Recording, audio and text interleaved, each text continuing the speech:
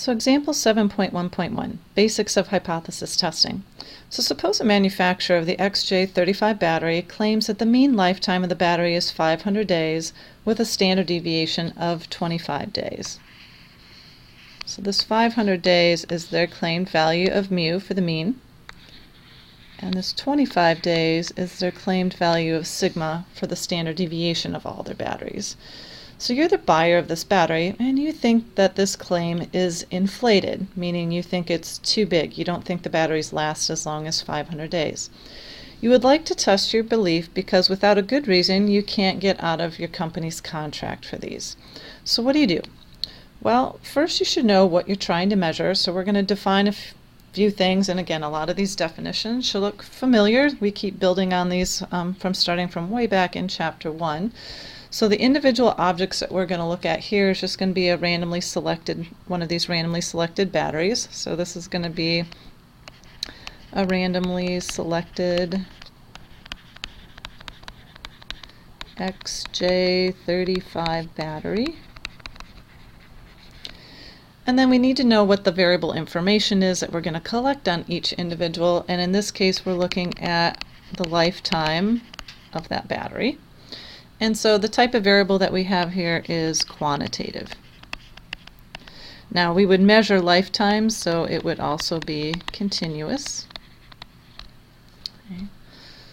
So since we have quantitative data,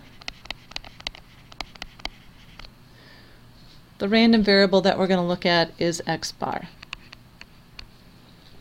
So if we put that in words in the context of this problem, x bar is our sample mean, so we need to mention the mean and the sample size in here. So this is going to be the mean lifetime, that was our variable that we're measuring, of n, so right now we don't have that sample size, but of n randomly selected XJ35 batteries. Alright, so now we're going to use the value of the random variable x bar from your sample data to give you an educated guess about the true value of the population mean mu. So that means we should define what that is too in reference to this particular problem. So mu is the population mean, so it should have the word mean in there, and since it's dealing with the population, the word all. So in here this is going to be the mean lifetime of all XJ35 batteries. Alright, so now we know what it is that we want to measure. So now what? So you may want to collect a sample. So what kind of sample? So thinking back to some of the sampling techniques that we talked about in an earlier chapter. So you could ask the manufacturer to give you some batteries, but there's a chance that they would just, use some bias and pick the best ones. So to reduce the chance of bias, we're always looking at taking a random sample. But then we need to know how many we should take. So how big should that sample be?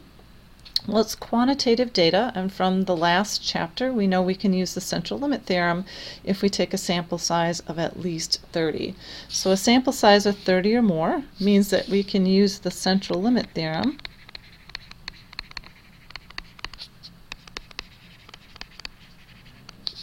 for means.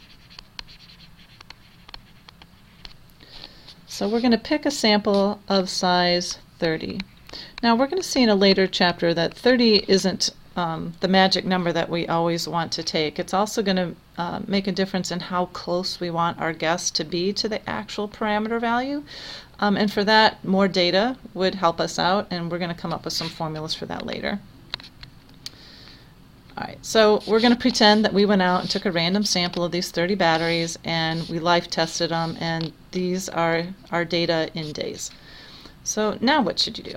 So looking at the data set, you see some of the times are above 500 and some are below, but looking at all the numbers is kind of difficult, which is why we had these whole chapters on summary stats. Okay. So this is where summary statistics will help us out. So again, we're interested in the mean, so we're going to calculate the mean for the set of sample data. So you can do that by, again, you can enter data there into L1, and do one variable stats. Or you can add up all the data points and divide by 30, but it will help to have those into a list so that we can get some other numbers there as well. So if we were to do that, the sample mean for this set of data, x bar, would come out to be 490 days. Well, looking at the sample mean, one might think that you're right in thinking that the population mean is less than 500 days. However, the standard deviation and the sample size also play a role, so maybe you're wrong. So remember that random sample fluctuations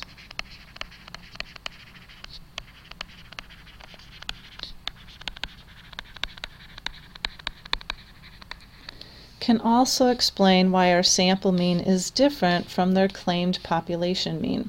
So even if the population has a mean of 500 days, if we go out and randomly select 30 batteries and compute their sample mean, we don't expect that sample mean to be exactly 500. We do expect some random sample fluctuations up or down, but again, how far away from 500 do we let those random sample fluctuations deviate before we think that their claim is incorrect? And that's where this idea of unusually low and unusually high values is going to come into place. So before going any further, it's time to formalize a few more definitions.